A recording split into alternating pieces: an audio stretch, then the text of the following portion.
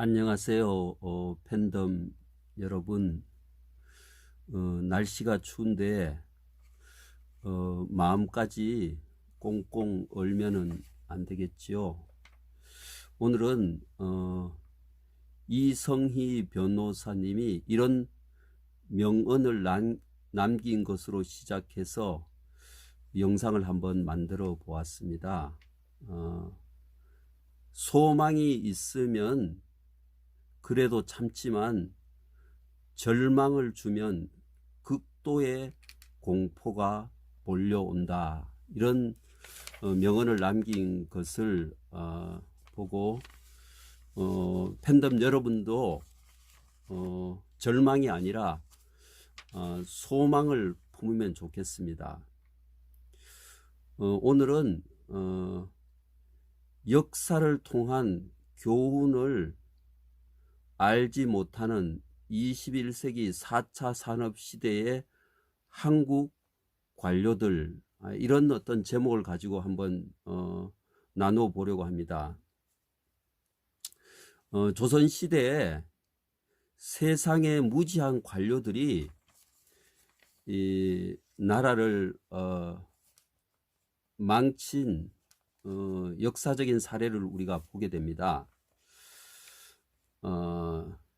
일본이 1868년에 메이지 유신을 시작으로 일본은 주변 나라와의 외교 관계를 정립하고자 하는 그런 생각을 하고 있었습니다. 그래서 1876년에 최초로 일본은 한일 통상 조약을 체결하게 됩니다. 다른 말로 하면 강화도 조약인데요. 이 조약을 맺기 전에 1875년 9월 달에 강화도와 영종도에 일본 배 운요호가 이제 정박하면서 해안을 습격한 그런 사건이 일어나게 됩니다. 그래서 한국의 전사자가 40명, 포로가 15명, 그러나 일본은 겨우 3명의 부상자만 일어나는 그런 어떤 참패의 결과가 일어났는데, 결국은 일본이 이 사건을 통해서 모든 책임을 조선에 뒤집어 씌워서 조선이 국제법을 어겼다, 그런 어떤 침공으로, 그런 어떤 구실로 강화도 조약을 맺게 되는 그 원인이 되는 것을 보게 됩니다. 여러분, 이 강화도 조약은 대표적인 불공정 조약이었습니다. 그 당시에 일본과의 어떤 조약을 하면서 조약이 뭔지도 모르는 한국 관리들이 그 협상을 하면서 그 조약에 보면요, 이런 것이 있습니다. 일본은 조약의 그 글귀를 자기 나라 말로 쓰고, 그리고 그 글귀를 우리는 한문 번역으로 받게 되고, 조선은 한문을 쓴다, 이렇게 되어 있습니다. 엄연히 한국에 글이 있었는데도 불구하고 그 당시에 한국은 한글을 쓰지 않았습니다.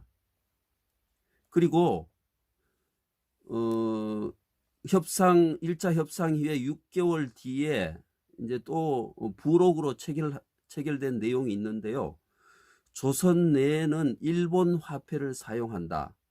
그리고 한국 양곡의 무제한 해외 유출을 허용한다. 그리고 일본 수출입 관세에 대해서는 무관세를 한다. 여러분, 국가와 국가가 거래를 하는데 관세가 없다는 것, 이게 말이 되는 얘기입니까?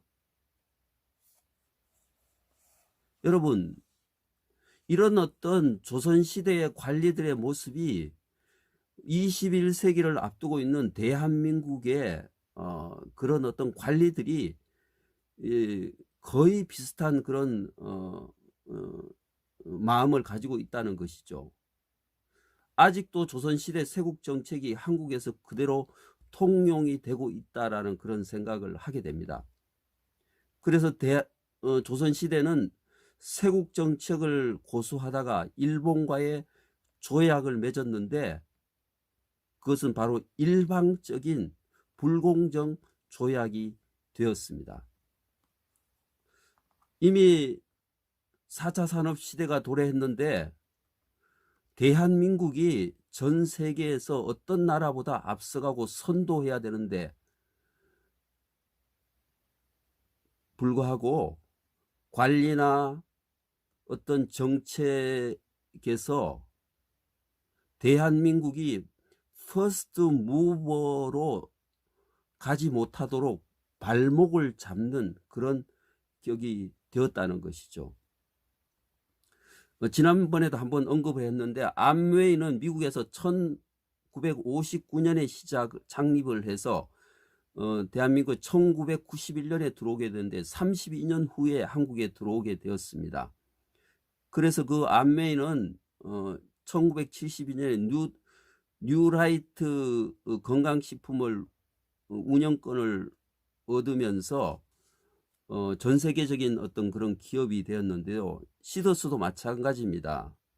롱제비티라는 그 건강식품의 한국 판매권을 얻고 이 암웨이가 했던 것처럼 그런 어떤 방향성을 가지고 한창 성장하는 이 시대에 이 4차 산업의 플랫폼에 대한 지식이 없는 정부 관료들을 통하여서 지금 발목이 잡히고 있습니다.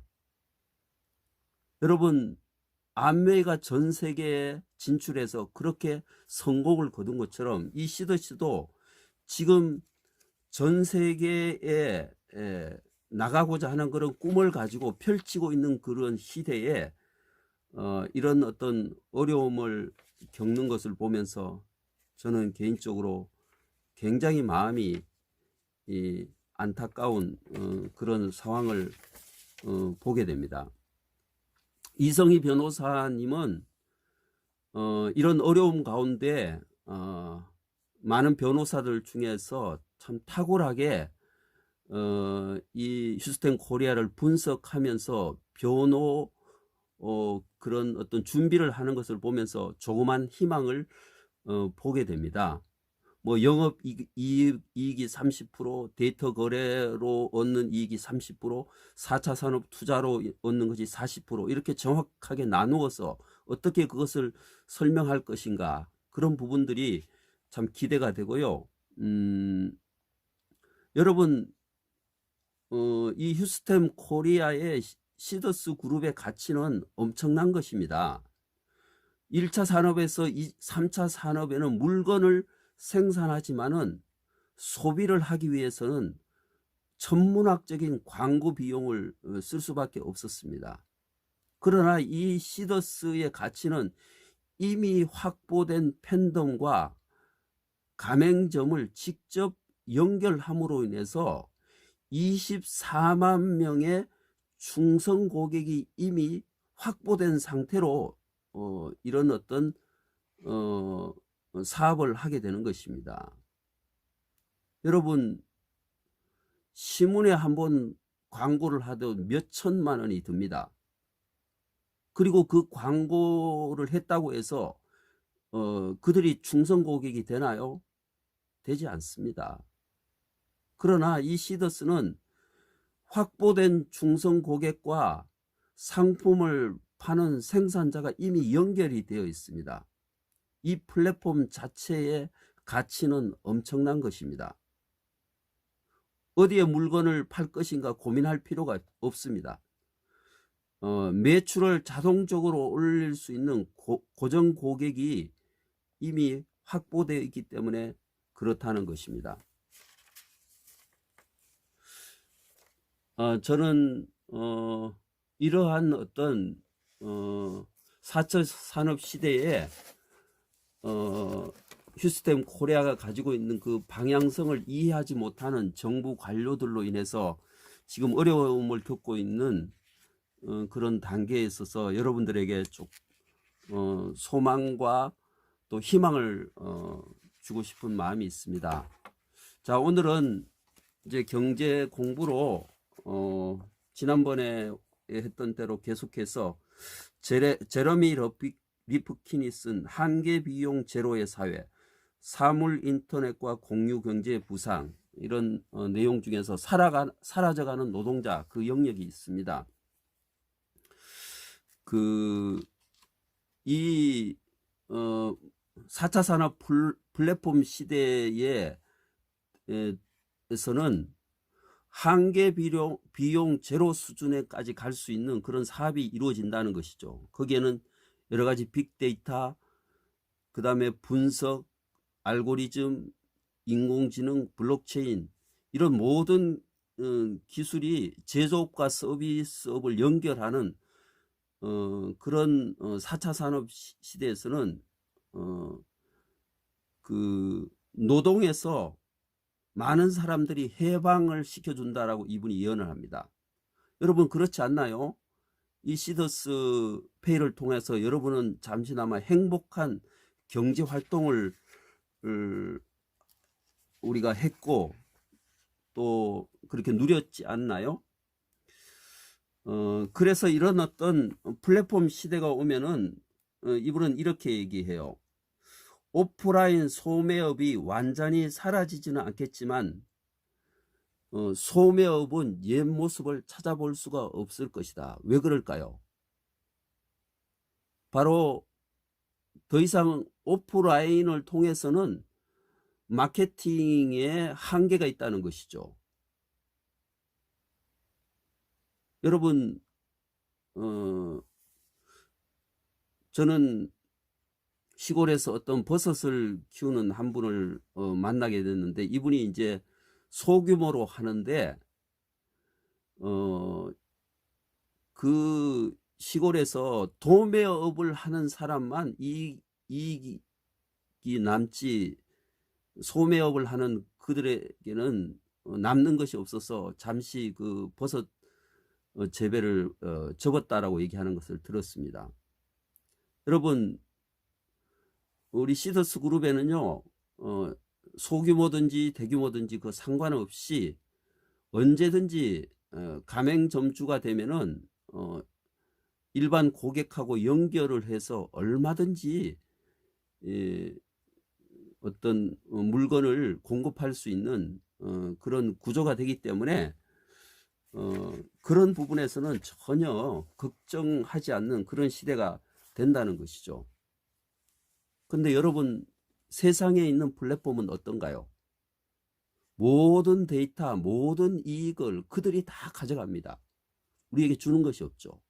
그러나 이 시더스 그룹은 이 4차 산업에서 일어나는 모든 이익의 90%를 우리 팬덤에게 나눠주는 데 있다는 것이요. 여러분 이런 기업이 세상에 어디에 있습니까? 다시 한번 이런 4차 산업 시대에 눈을 감고 있는 정부 관료들이 우리 대한민국이만 가지고 있는 이런 자산을 키워서 전 세계에 알릴 수 있는 그런 기회를 줘야죠. 그러나 조선시대에 세국 정책을 통해서 강제적으로 우리가 그런 어떤 통상을 함으로 인해서 너무너무 어떤 일방적인 불공정한 그런 어떤 조약을 맺을 수밖에 없었던 그런 무지가 지금 또 21세기인데도 불구하고 일어나고 있다는 것이에요.